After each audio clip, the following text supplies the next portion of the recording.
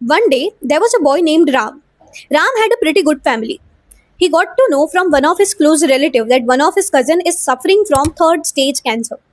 His heart is shaken and he's unable to do anything about it.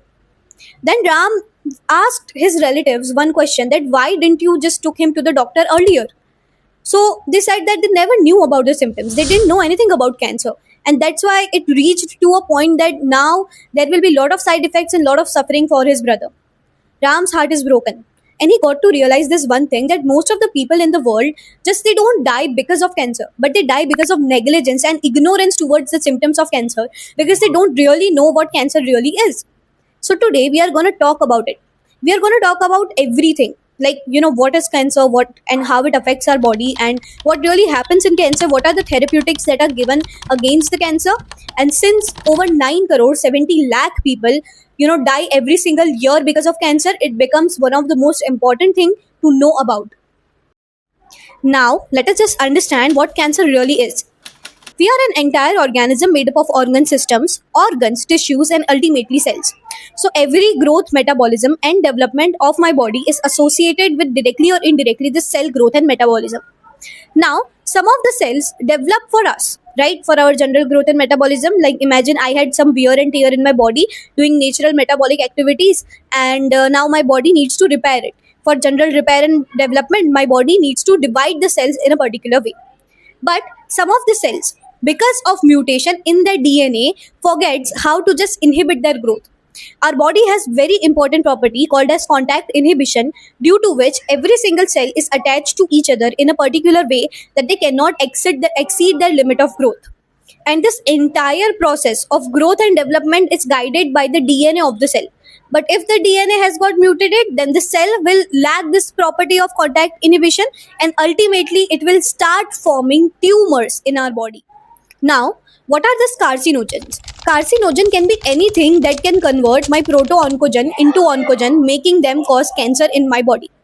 These carcinogens can be the polluted air that you breathe in, it can be the polluted food that you are eating, or it can be contaminated water that you are drinking. And some of the few examples are tobacco and smokes, and some of the few chemical rich foods that you have been eating. It can also include junk food that can cause severe damage with growing time. Not just all of these things, but UV rays, X rays, then gamma rays, along with that, some of the viruses that are potential cancer causing organisms for our body are then there in the environment that can easily just break down or just damage the DNA of the cell and can convert them into potential oncogens that can cause tumors. Now, about tumors, there are two type of tumors. One is benign tumor and another is malignant tumor. About benign tumor.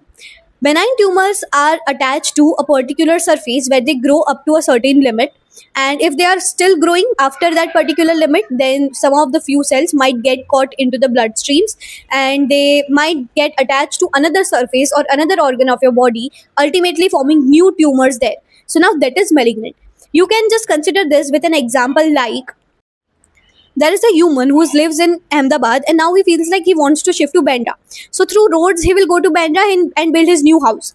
Now in Bandra, he also feels the same heat. So he went to some cooler places. Let's just take, for example, Jammu and Kashmir. He went there and built his new house there. So now he has three houses and he's still growing more and more.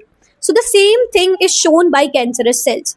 Through bloodstream, they get to reach to different organs, they get stuck there and causes new tumors. This ultimate process of causing tumors by spreading through bloodstreams is known as metastasis, and this phenomenon is known as malignancy.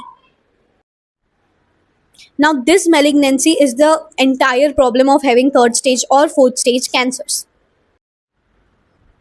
Now let's just talk about cure of cancer. We have three different ways in which we can do it for now, that is surgery, chemotherapy, and radiation therapy. In surgery, the entire part where cancer is done is removed, and in surgeries there are lesser chances of side effects. Then we have chemotherapy, through which we target specific drugs to area that is infected, and then we have radiation, in which we throw different type of radiations like UV radiations, X rays, and gamma rays according to whatever is required by the patient, and we target the tumors and we kill them ultimately. Now what happens in all of these three things is that sometimes the normal cells are also affected by it, right? So now the entire process of curing the cancer is shifting towards using nanoparticles to cure cancer instead of therapeutic drugs. So this is something revolutionizing that is about to come in the next 5 to 10 years.